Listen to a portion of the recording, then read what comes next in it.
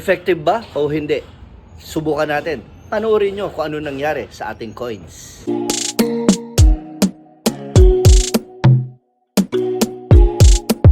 Susubukan natin liquid sosa kung 1968. Okay, subukan natin.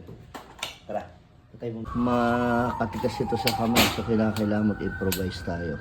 Ayan, sa Beverly. Yun, mag-improvise. Okay, ito na yung coins natin. Nalagay na natin, ha. Lagay. Shake natin. Ito, eh. Yun.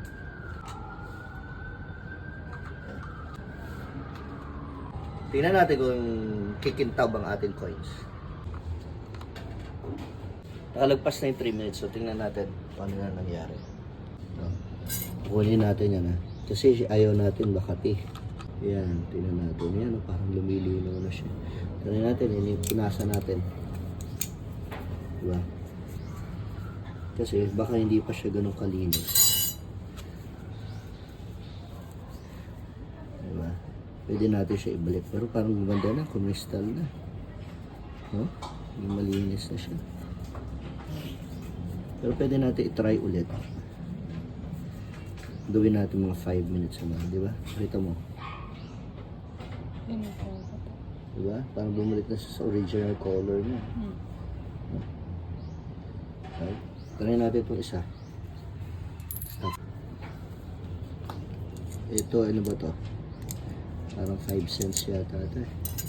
Pero parang bumalik na rin sa kulay niya. Ha?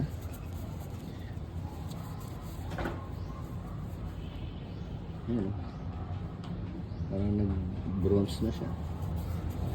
Diba? Medyo malinis na siya. Diba? Ayan. Okay, last. Pause mo muna. Ayan. Ito, madilim talaga. Minsan kasi depende sa coins eh. Meron talaga sobrang damage na dahil sa tagal. Diba? Pero tingnan natin, baka bumalik to. Ano?